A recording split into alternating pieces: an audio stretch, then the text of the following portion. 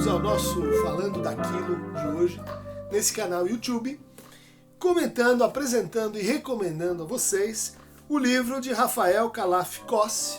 Lacan e o Feminismo, a diferença dos sexos. Rafael foi meu supervisionando, aluno de doutorado, e esse texto é o resultado de uma extensa pesquisa que ele desenvolveu no Brasil, mas também com vários estágios fora do Brasil, na França. Eu lembro de uma apresentação dele em Nova York, e é um texto que eu reputo assim, tenho o maior orgulho de poder ter contribuído, colaborado para o que o Rafael fez aqui, que é uma verdadeira retomada do debate entre o pensamento psicanalítico lacaniano e as teorias feministas. Então ele vai passar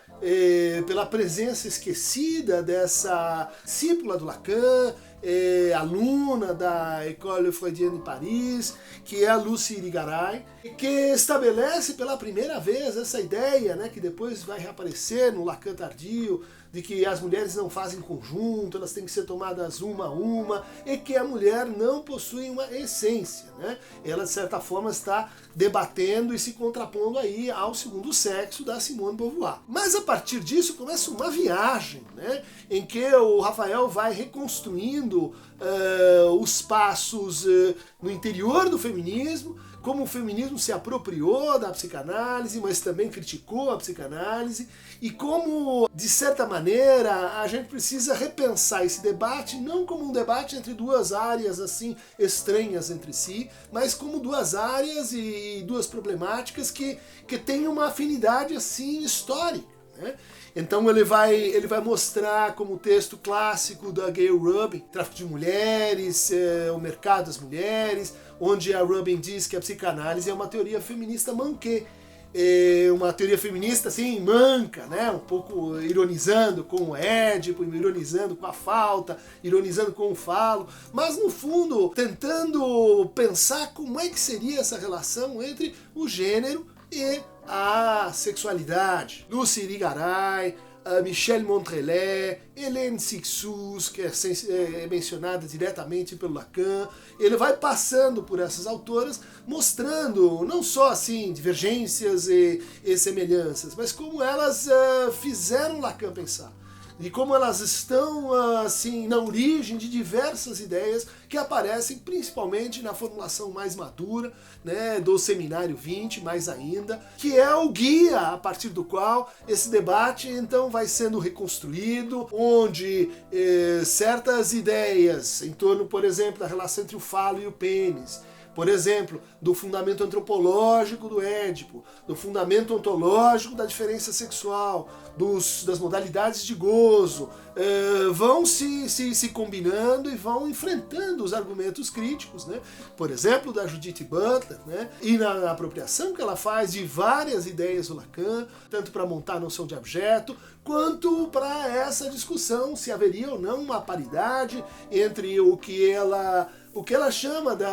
dos gêneros como performativos e o que o Lacan, no Seminário 20, mas já no Seminário 16, no Seminário 18, ele vai aproximando, dando pistas de que é homem e mulher. Bom, isso também são shifters, isso também são semblantes. E então a teoria dos semblantes, ela atravessa a exposição aqui do Rafael e principalmente ao final do texto, um final que traz a importância de forma muito clara, muito lúcida, mas traz a importância da teoria dos números, né, para enfrentar essa crítica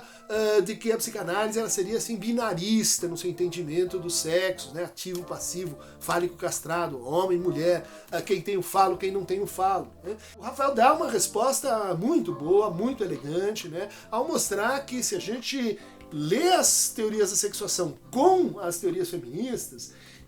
vai ficar mais claro que, primeiro, Lacan ele recupera a noção de bissexualidade, presente lá no primeiro Freud, né? Oculta, um pouco assim esquecida, né? Em função da edipinização do caso Dora, dos 3 ensaios, mas de toda forma ele vai mostrar como a gente não encontra de fato um binarismo quando fala na teoria da sexuação, porque no fundo a gente está desconstruindo tanto a possibilidade do fazer né,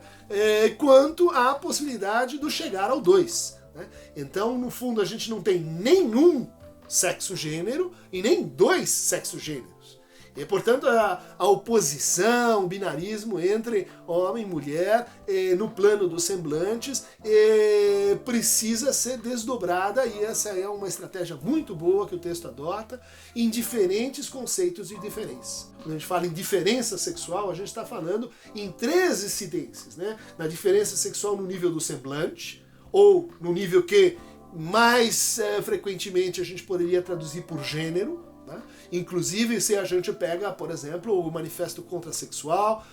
do Preciado, que institui uma nova pragmática para pensar a teoria da satisfação, do prazer, a gente vai encontrar ali uma conversa, uma paridade muito interessante, muito boa, com o que o Lacan chama de semblante. Né? Então, o desenvolvimento que a gente tem aqui da diferença sexual no nível do semblante. A gente tem uma outra incidência da diferença quando a gente fala no campo do gozo, né? Então o gozo fálico, o gozo que faz ou que tenta fazer porque há sempre uma exceção, há sempre uma falta, há uma não complementariedade desse conjunto em relação a si mesmo, do ponto de vista da identidade. E do outro lado, o gozo não todo, o gozo feminino, o gozo que seria assim, que não faz dois porque também não faz Então o Rafa mostra pra gente como há uma não relação e qual a importância desse conceito de não relação sexual, assim como a importância do conceito lacaniano de que a mulher não existe. No fundo, a maneira mais forte de ler isso se agrega com o horizonte político de muitas feministas que vão dizer que o gênero é talvez uma categoria estratégica, que no fundo a gente precisaria dissolver os gêneros, mas para isso, antes disso, precisamos reconhecer a sua importância política, reconhecer como eles incidem na distribuição inequitativa do poder, do acesso aos bens simbólicos, do acesso às modalidades de corpo e às gramáticas de reconhecimento. Então a gente tem uma primeira diferença no nível dos semblantes, uma segunda diferença no nível do gozo e uma terceira incidência da diferença que diz respeito ao nível da orientação sexual, no nível da escolha de objeto, como dizia o Freud, ou do plano da fantasia, como vai pensar o Lacan, a fantasia de um lado, né, do sujeito na sua relação com o objeto A, né, então o objeto A ele precede o binarismo, a bipartição entre os gêneros. O objeto A ele é não gênero específico, o objeto A é justamente aquilo que uma das amarras pelas quais a gente pode desfazer e reler essa noção de gênero aí no contemporâneo, introduzindo nela uma valência política e ética que é absolutamente necessária. Tão obrigatória quanto esse texto, que eu insisto, acho um texto que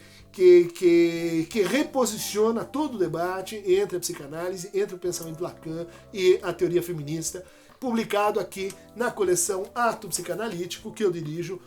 junto à